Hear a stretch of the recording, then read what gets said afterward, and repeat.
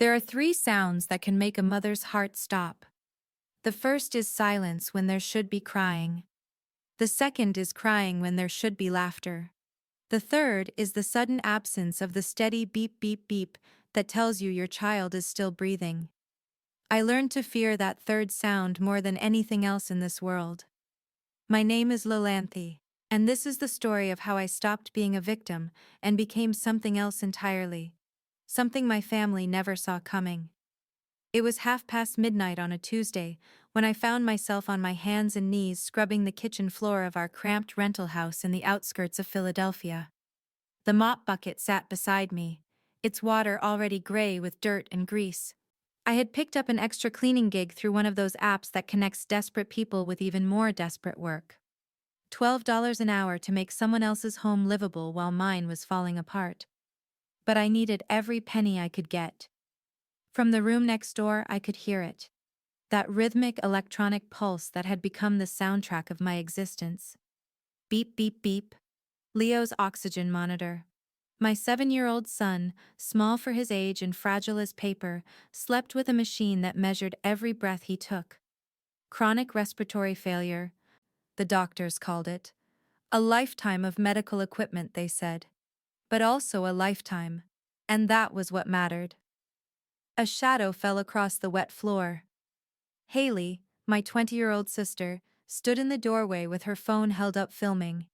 She was always filming something, always trying to capture that one viral moment that would make her TikTok famous.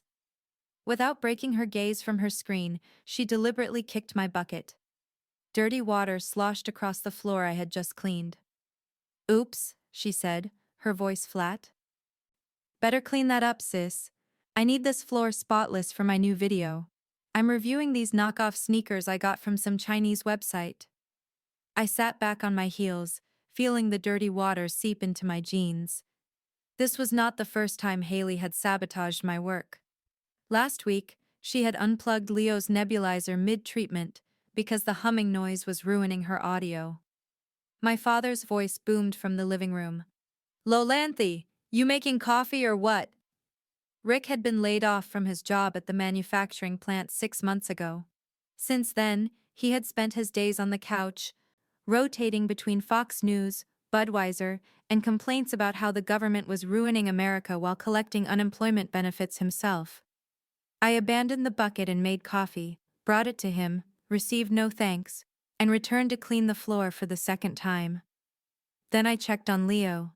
He was sleeping peacefully, his small chest rising and falling with mechanical assistance. I kissed his forehead and whispered, "I love you, baby, more than anything in this world." I finally went to my converted storage space that served as a bedroom. 4 hours until my alarm. 4 hours to rest before starting 3 different jobs again. I closed my eyes and listened to the distant beeping from Leo's room. That sound meant he was alive. That sound was everything. I should have known that sound could disappear. I woke to silence. Not natural silence, but an absence so complete it made my skin prickle with instant dread. The beeping had stopped. I sprinted down the hallway. Leo's door was already open. The oxygen concentrator's screen was dark, completely black. The power cord hung loose, unplugged from the wall.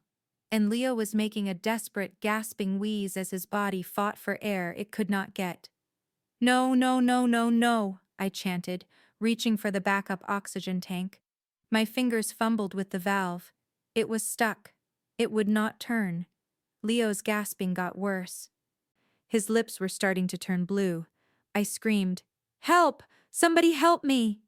I braced my foot against the wall and yanked at the valve with both hands, putting my entire body weight into it. My palms were slick with sweat, or maybe blood. All I knew was that my son was dying, and I could not get this valve to open. Light flooded the hallway. My father appeared in the doorway, moving slowly despite my screaming. He took one look at the scene and shrugged. "Let nature take its course.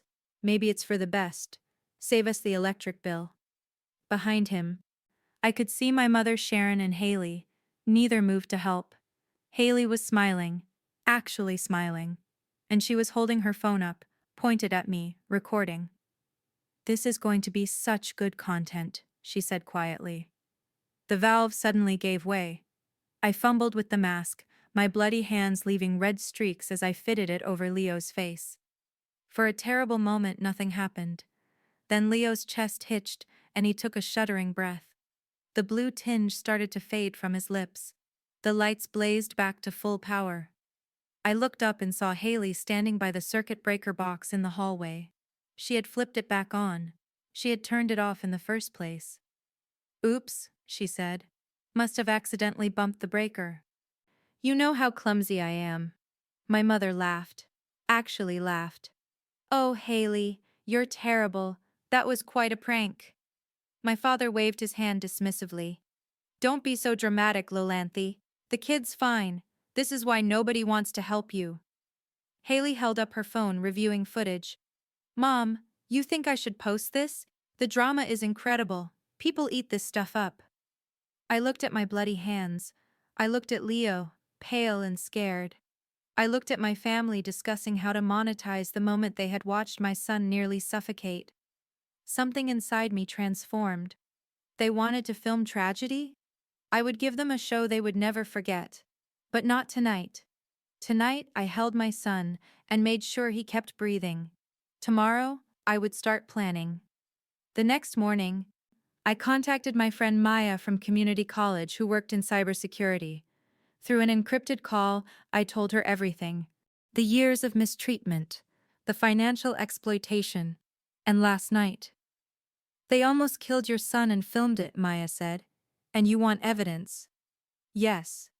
She walked me through setting up secure cloud storage, using my old phone as a hidden recording device, and software to document everything. "You have to be patient, collect evidence, build your case, and when you act, make it devastating and complete, no half measures."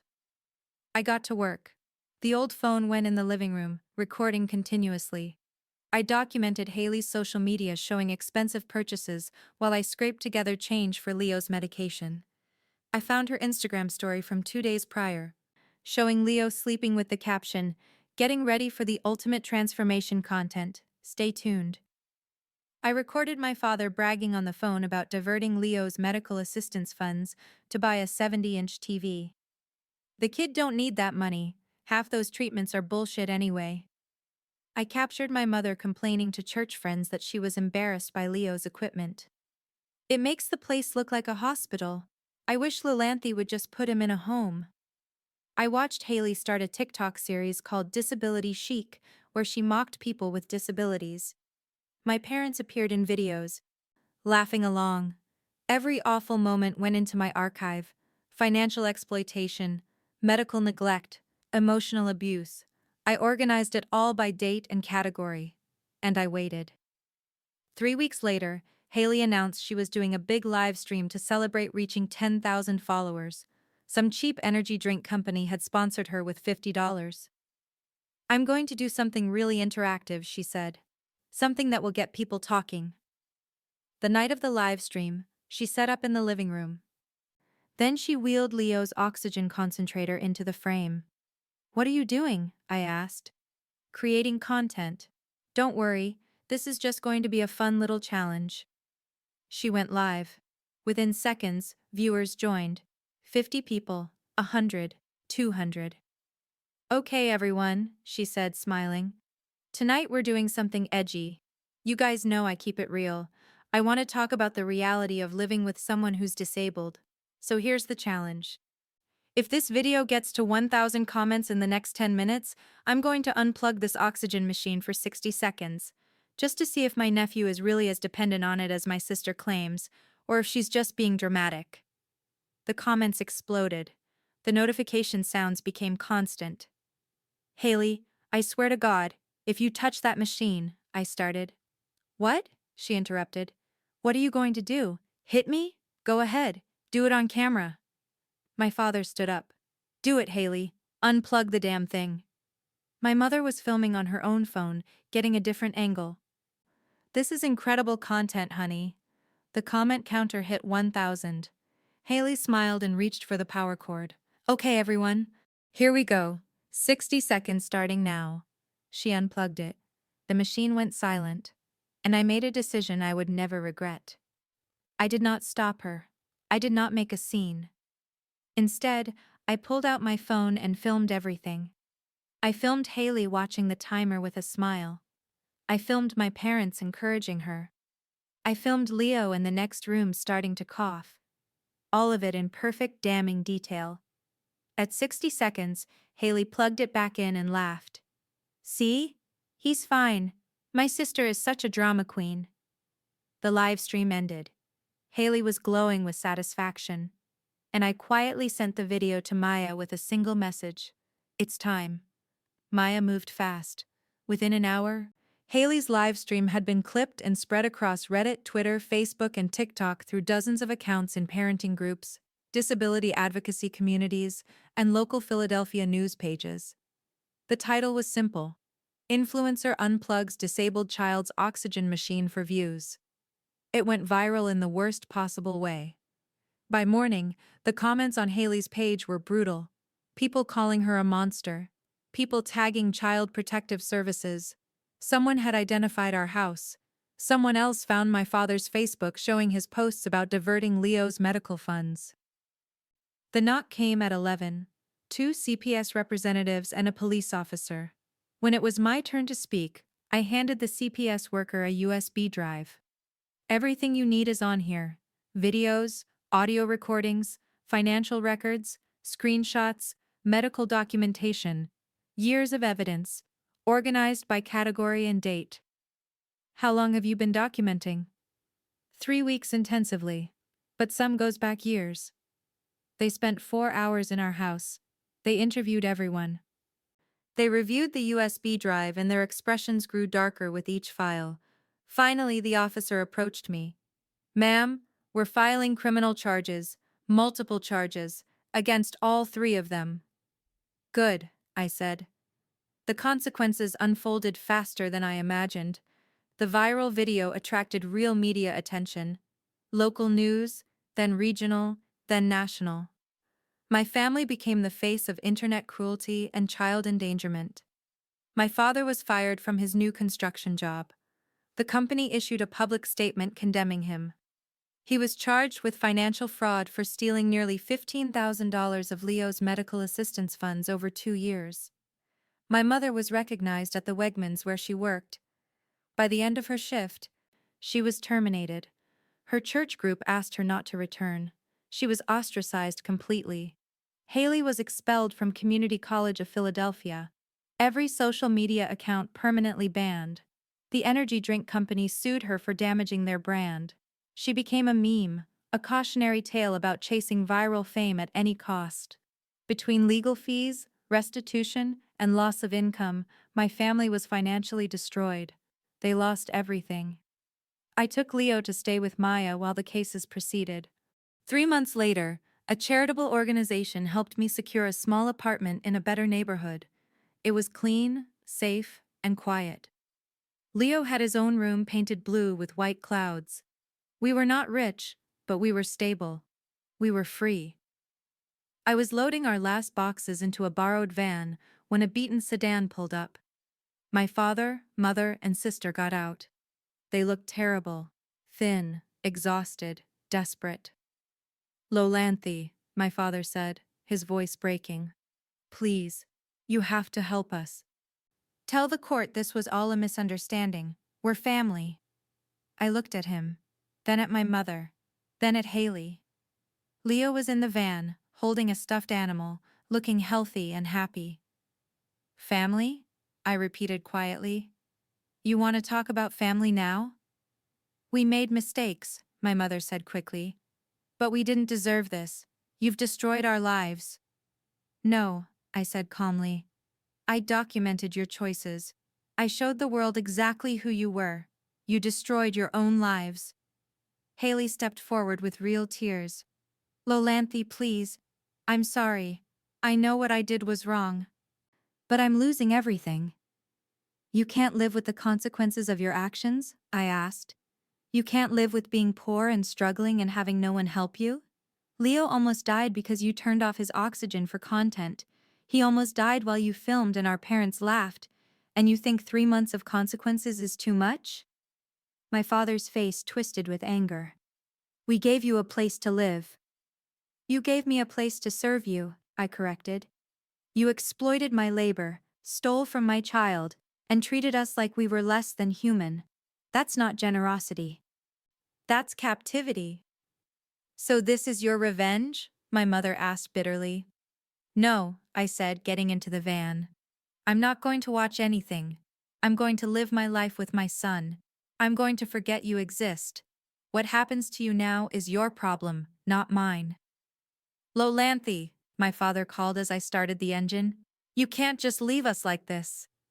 I rolled down the window and looked at him one last time. Yes, I can. And I drove away. I watched them in the rearview mirror, 3 people standing in the street looking lost and broken, and I felt nothing. Not satisfaction, not guilt, not even anger, just a profound sense of closure. They were simply people who existed in a world I was leaving behind. Leo turned to me.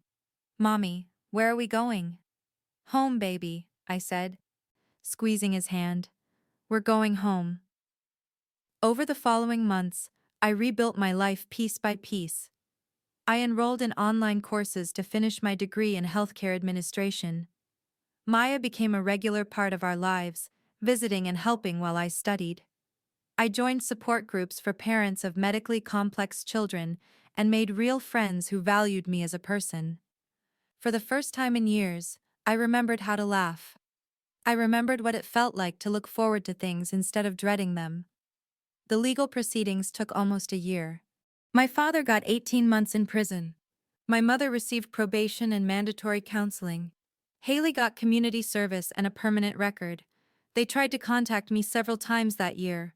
Letters, emails, messages, all saying they were sorry, they had made mistakes, they wanted to be a family again. I never responded. There was nothing left to say. 2 years after moving to our apartment, Leo started regular school. His health had stabilized enough that he could attend with just a portable oxygen tank and a nurse on site. I walked him to his classroom that first day, terrified and proud. His teacher knelt down and smiled warmly. Welcome, Leo. We're so happy you're here. I watched him walk into that classroom, small and brave and alive, and I cried in my car afterward. They were tears of gratitude and relief and overwhelming love. My son was going to have a normal childhood. I started dating Marcus, a kind man from my job training program. When I told him about Leo's medical needs, he asked thoughtful questions and listened. On our third date, he met Leo and spent an hour reading him a book about space, answering endless questions with genuine interest. You're an amazing mother, Marcus told me that night. I hope you know that. It was the first time anyone had said that to me. 3 years after leaving that house, I graduated with my bachelor's degree. Leo attended the ceremony. Marcus came too, having proposed 3 months earlier. We were building a life together, the 3 of us, and it felt right in a way nothing ever had before. After the ceremony, my phone buzzed with a message from an unknown number. It was from Haley. I saw you graduated. Congratulations. I know I don't deserve your forgiveness, but I need you to know I understand now what I did. I've spent 3 years in therapy. I was cruel and selfish and I almost killed your son for attention. There's no excuse. I just wanted you to know I'm sorry. Truly, deeply sorry. And I'm glad you got out. I'm glad Leo is okay.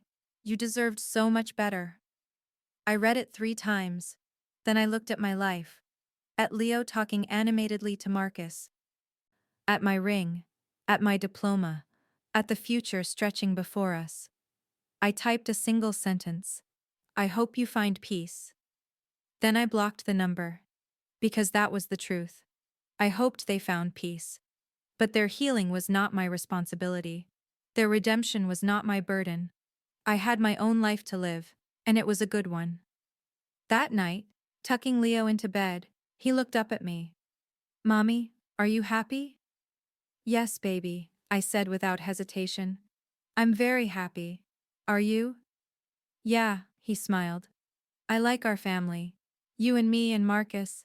And Aunt Maya. I like this life. Me too, Leo. Me too. As I closed his door, I heard the familiar hum of his oxygen concentrator. That sound that once represented fear now just represented normality. Just background noise in a life that was finally ours. Years from now, when Leo asks why he does not have grandparents or an aunt, I will tell him the truth. I will explain that some people are too toxic to keep in your life, even if they share your blood. I will teach him that family is who chooses to love and support you. I will show him that walking away from abuse is not weakness, but strength. And I will tell him that sometimes the kindest thing you can do is let people face the consequences of their actions. That sometimes the most loving thing is to refuse to enable cruelty. That sometimes the strongest thing is simply to walk away and build something better. The last breath of monsters is not always dramatic. Sometimes it is quiet. Sometimes it is just the sound of a door closing as you walk away. Sometimes the most powerful revenge is not destruction, but freedom. I am not the woman who scrubbed that floor at midnight. I am not the daughter who apologized for existing. I am not the sister who absorbed abuse in silence. I am not the mother who begged for basic decency. I am Lolanthe. I am a survivor. I am a protector. I am free. And that is the greatest revenge of all.